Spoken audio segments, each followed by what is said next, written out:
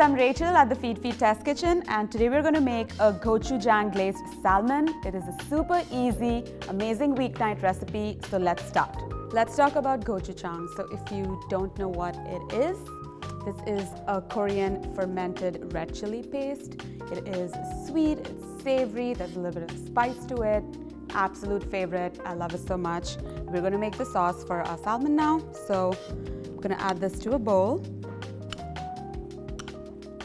And a little bit of lime juice, some sesame oil, and honey.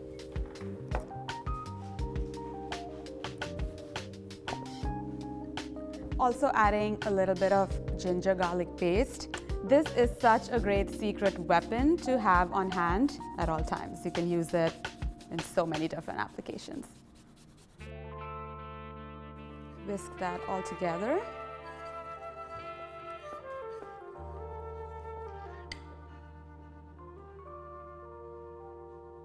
I have this beautiful piece of salmon fillet. We're going to go ahead and apply our marinade.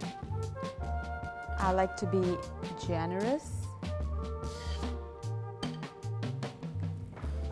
Just kind of apply it all over the fish.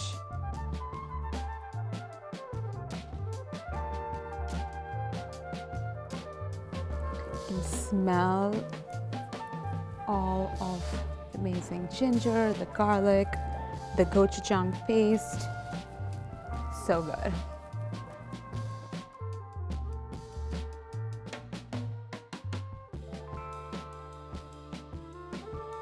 This is ready to go in the oven at 375 degrees for about 20 to 25 minutes.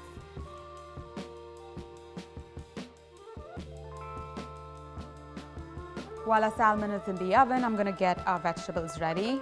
Got some peeled carrots here. I'm going to cut them on a bias. We're going to blanch these carrots and then toss them in a little bit of sesame oil to serve. I have a beautiful bunch of bok choy here. We've washed them thoroughly and trimmed off the ends. They should be ready to blanch. If you don't like bok choy, use green peas or snap peas, broccoli or broccolini. Any kind of firm vegetable will go really well with this fish, just because the salmon is going to be nice and sweet and flaky, so you want something to contrast that texture. Our water has come to a rolling boil. Let's add the bok choy. I'm just going to very lightly blanch them because I like my vegetables a little bit crunchy. Make sure they're all submerged. Let them hang out for about 2 minutes. Our bok choy is done. Let's get it out of the water. And I would do this part as close to the salmon being cooked as possible. That way you don't have to kind of shock them in cold water and then reheat them. It's all ready, good to go. Next up, let's blanch our carrots.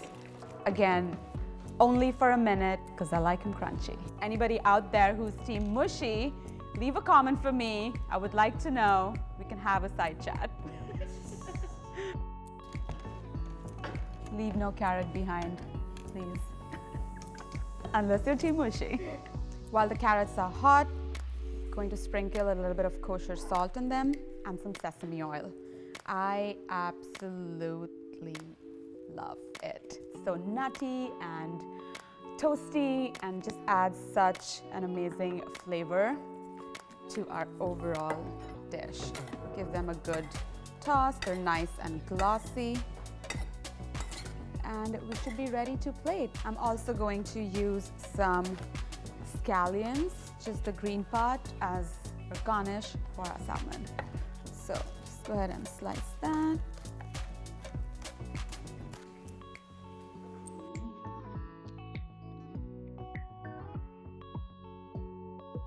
Our salmon is ready. I'm going to transfer it onto a platter. We should be good to go.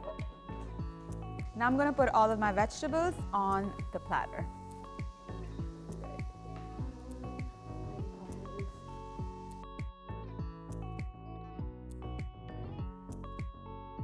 And lastly, we're just going to finish our salmon with some sliced green scallions.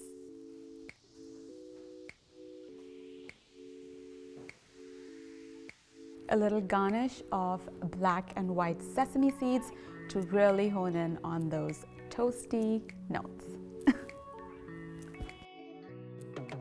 Our salmon is ready. I have a team of hungry people in the test kitchen today. Before they all come and devour with this, I want to kind of cut open the salmon to show you how flaky and juicy and delicious it is.